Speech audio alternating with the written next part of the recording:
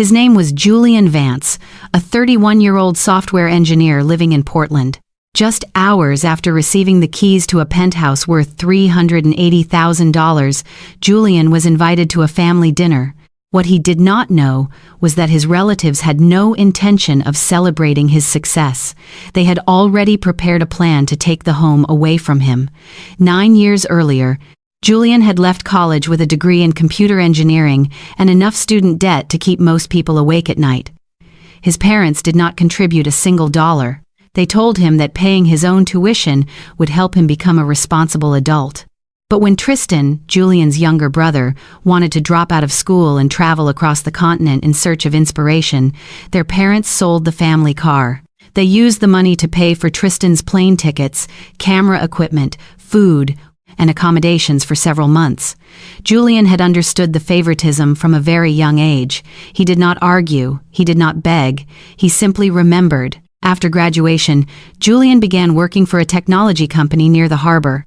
During the busiest weeks, he spent nearly 70 hours in front of a computer screen.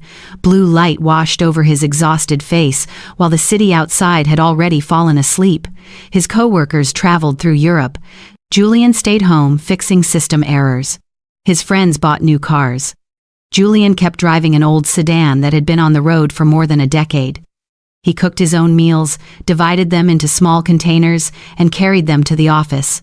Every expense was recorded. Whenever he received a raise, Julian did not upgrade his lifestyle. He transferred the extra money directly into his savings account. It was not stinginess, it was financial independence. Julian wanted to own a place where no one could force him to leave, where no one could use money to control him, and where no one could claim that he was surviving because of their generosity. When his grandfather passed away, Julian received a small inheritance equal to approximately 15% of the value of the home he had been saving for. The rest came from 9 years of working, saving, and turning down the pleasures that other people considered normal. On the day the purchase was finalized, Julian stood alone in the empty penthouse. There was no applause, no whine. No one stepped forward to embrace him. There was only the sound of wind moving across the balcony and the lingering scent of fresh paint in the air.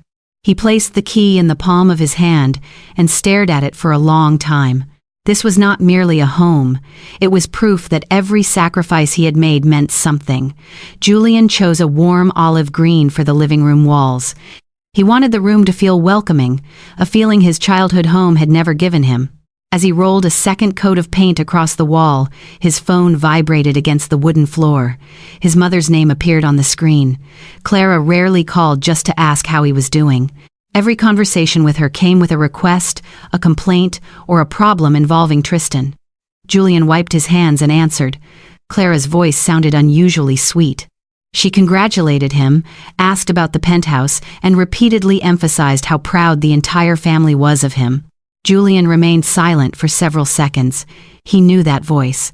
It was the voice Clara always used before turning an unreasonable demand into a moral obligation.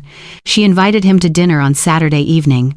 Then, as though she had only just remembered a minor detail, Clara asked him to stop by the most famous bakery in the city and pick up a tray of strawberry tarts. Julian asked what the dinner was for. Clara gave a soft laugh. She said the entire extended family would be there and that they had several pieces of good news to announce. A cold sensation slowly traveled down Julian's spine. His family had never thrown a party simply to celebrate his success. When he received a promotion, Clara said Tristan was going through a difficult time and that Julian should not show off. When he finally paid off his student loans, Arthur only asked whether he could lend his brother some money. That was how a toxic family operated. Julian's success was acknowledged only when it could be used to benefit someone else. He looked around the penthouse. The moving boxes remained unopened. A ladder leaned against the olive green wall, where the paint was still wet. Clara continued talking about family bonds, responsibility, and Julian's duty as the eldest son. Julian tightened his grip on the phone. He agreed to attend. On the other end of the line, Clara smiled. She believed Julian was still the quiet son who would lower his head whenever the family applied enough pressure. She had underestimated him. For years, they had seen only a lonely man who was easy to manipulate and always willing to pay the bills. They had no idea that Julian had taught himself to read contracts, preserve evidence, and examine every page of his grandfather's inheritance records. They believed Saturday's dinner would force him to surrender. Julian looked at the key resting on the table. This time, he would bring the dessert, but he would not bring his obedience. On Saturday evening, Julian Vance entered his childhood home carrying a tray of strawberry tarts, with a heavy sense of unease pressing against his chest. Less than an hour later, that same dessert would be thrown directly into his face in front of nearly every member of the extended family. The wooden house stood on a quiet street in eastern Portland, where old maple trees cast shadows across the faded front porch. The property had once belonged to Julian's grandfather. After his death, ownership had been divided equally between Julian and Tristan, yet Clara and Arthur continued living there without paying any rent. Julian had never mentioned it, not because he had forgotten. He simply had never wanted to use property as leverage against his parents, even though they had spent most of his life using guilt to control him. When Julian pushed open the door, the laughter and conversation immediately softened. Every eye turned toward him, then quickly shifted to the expensive tray of pastries in his hands. Clara approached with a smile so wide that it looked almost rigid. She gave Julian a brief embrace, careful not to let her makeup touch his shirt, then took the tray from him as though it were the only thing she had been waiting for all evening. The dining table was decorated with white candles, crystal glasses, and napkins embroidered with gold thread. Clara had never arranged one of Julian's birthdays with this much care, but tonight she had made certain that everything was perfect. Because Tristan's fiancé was sitting in the seat of honor, Evangeline wore a cream-colored dress, her hair had been carefully curled, and her left hand remained on the table so the engagement ring could catch the light.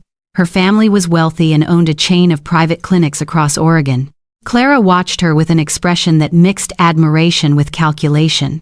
Tristan sat beside her, leaning comfortably against his chair as though the house, the dinner, and everyone's future already belonged to him. After the main course, Clara stood, lifted her glass, and announced that the family had two pieces of wonderful news. Tristan and Evangeline were engaged. Applause filled the room. The second announcement was that they were expecting twins. The entire room erupted in celebration. Arthur embraced his son. Clara wiped tears from her eyes. Several relatives immediately began talking about nurseries, playground equipment, and the large backyard.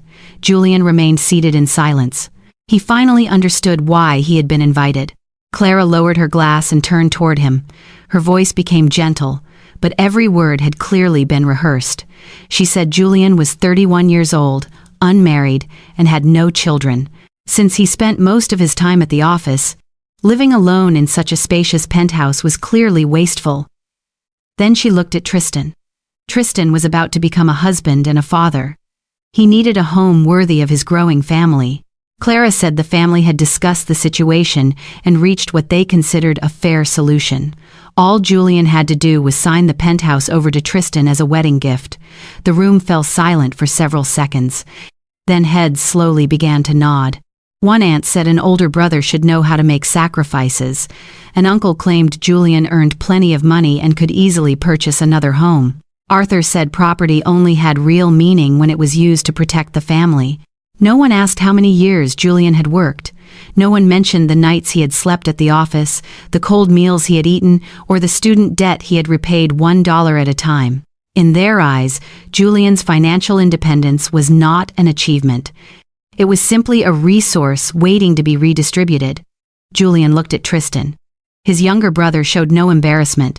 Tristan said Julian only needed to help him this once. Later, when his career became more stable, he would repay the favor. Julian laughed. It was a short, cold sound. He asked Tristan whether he had ever kept a job for longer than 6 months. He asked who would pay the management fees, property taxes, and daily living expenses. He asked why a man preparing to become a father believed his first responsibility was to take his brothers home. The smile disappeared from Clara's face.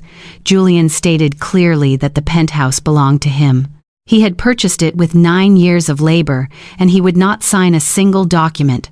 Arthur slammed his hand against the table. Clara accused Julian of being selfish. She said he was abandoning 2 unborn children. She said that if his grandfather were still alive, he would be ashamed of him. That was the sentence that made Julian rise from his chair. He looked at every person sitting around the table and told them they did not want a generous older brother. They wanted an automatic teller machine that knew how to bow its head. Tristan's face turned red. Evangeline immediately reached for her phone. Clara saw her future daughter-in-law witnessing the family being exposed. Her humiliation quickly transformed into rage. She grabbed the tray of strawberry tarts. No one moved quickly enough to stop her. The tray struck Julian hard in the chest. Dark red strawberry sauce splattered across his neck, ran down his white shirt, and smeared across his face. The entire room went silent. Julian did not wipe it away immediately. He stared at his mother for a long moment. Clara was still breathing heavily. She shouted that he was no longer her son. Julian nodded. Then he turned and walked out of the house that still legally belonged half to him. Behind him, the insults continued to echo, but Clara had not yet realized the most frightening part. Julian was no longer hurt the way he had been before. This time, he was calculating. The following morning, Julian Vance woke to the sound of his phone vibrating non-stop on the bedside table. In just 20 minutes, he received more than 40 messages. Some came from relatives. Others came from people who had not spoken to him in years. Every one of them called him the same thing, heartless. Evangeline had uploaded a video to social media shortly before midnight. The clip began at the exact moment Julian stood up and confronted Tristan. The part where Clara demanded that he sign over the penthouse had been removed.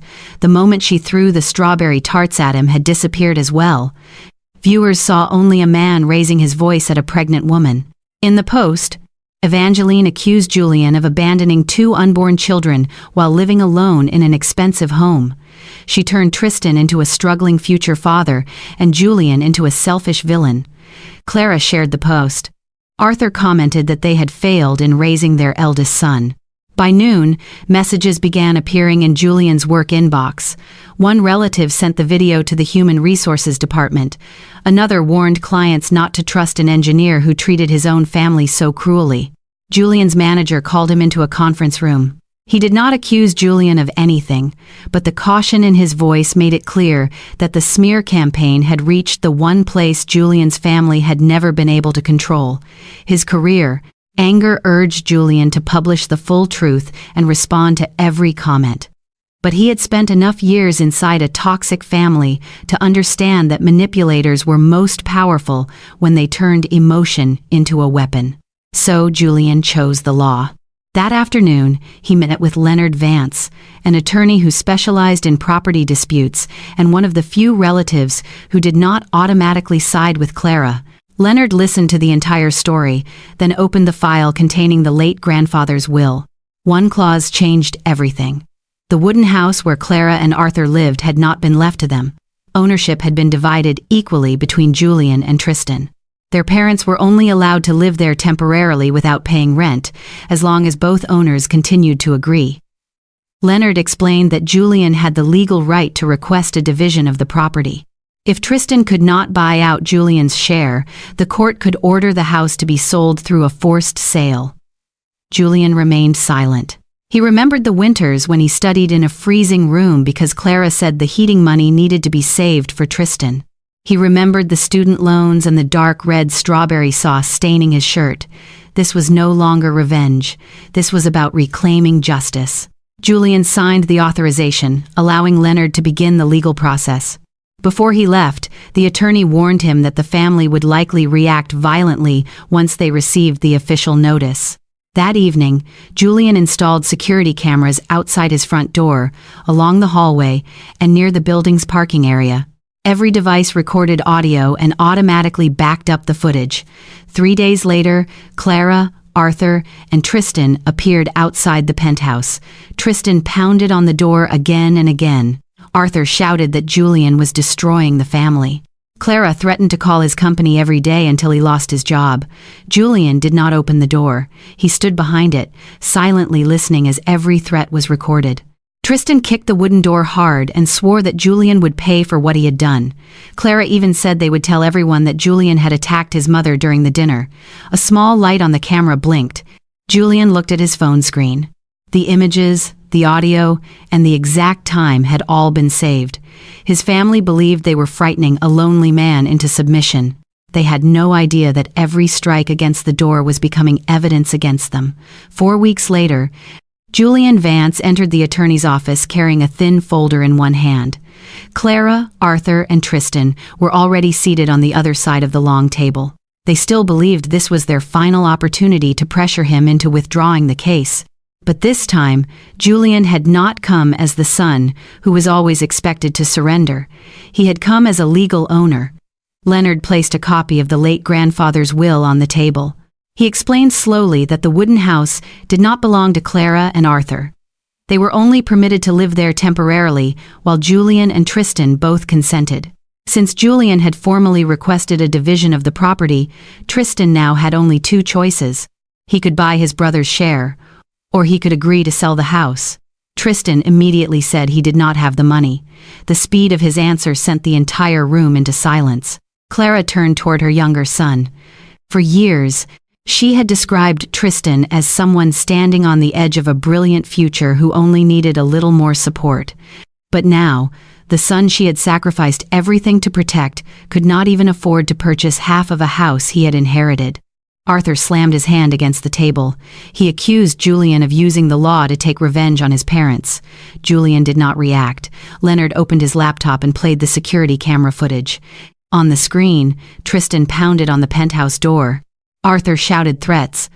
Clara declared that she would destroy Julian's career and invent a story claiming that he had assaulted her. The color drained from Clara's face. She was no longer crying like a wounded mother. She stared at the screen like someone who had just realized she had confessed in front of a witness that could not lie. Leonard explained that if the family continued the harassment, Julian could request a restraining order and turn all the evidence over to the police. He had also preserved Evangeline's edited post and the messages sent to Julian's workplace. Tristan turned and blamed his fiancée. Evangeline was not present at the meeting. After learning that the penthouse would never belong to Tristan and that his family was facing legal action, she deleted the post and returned to her parents' home. The promise of a glamorous marriage dissolved even faster than the strawberry sauce on Julian's white shirt that night. Clara began to cry. She said the house held every memory the family had. She spoke about Christmas celebrations, family dinners, and the years Julian had spent growing up beneath that roof. But Julian remembered too. He remembered the freezing room. He remembered graduation ceremonies no one attended. He remembered his parents selling the family car so Tristan could travel, while Julian worked 2 jobs to repay his tuition debt. Memories were not always a reason to hold on to a place. Sometimes, they were the reason to leave. Julian signed the agreement to sell the house. No one else said another word. 3 months later, the house was sold for $500,000. After expenses, Julian received his share, nearly $250,000. He did not buy a luxury car. He did not throw a large party. He did not post a single photograph to show off his money. Julian invested the entire amount in a long-term index fund. After 9 years of building financial independence, he understood that freedom did not come from spending money to prove his worth. It came from reaching a point where no one could use money to control him. Tristan, Clara, and Arthur were forced to move into a small finance department in the outskirts of Portland. There was no longer a free house. There was no longer any of Julian's property to use as a backup plan. Tristan was forced to find full-time employment.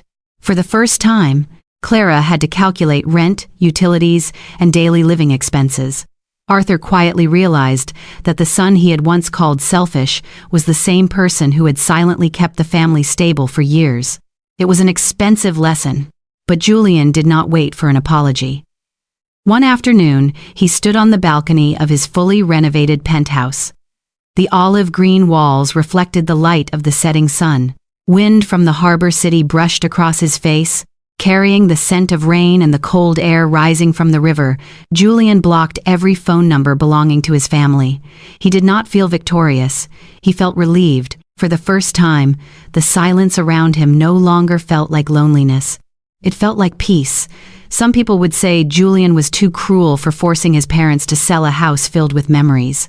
Others would say it was the price a toxic family deserved to pay after treating blood ties like permission to take whatever they wanted. What do you think? Did Julian go too far? Or was he simply reclaiming justice after years of being used? Share your thoughts, press the like button, subscribe to the channel, and keep following these stories about people who were underestimated but eventually took back control of their own lives.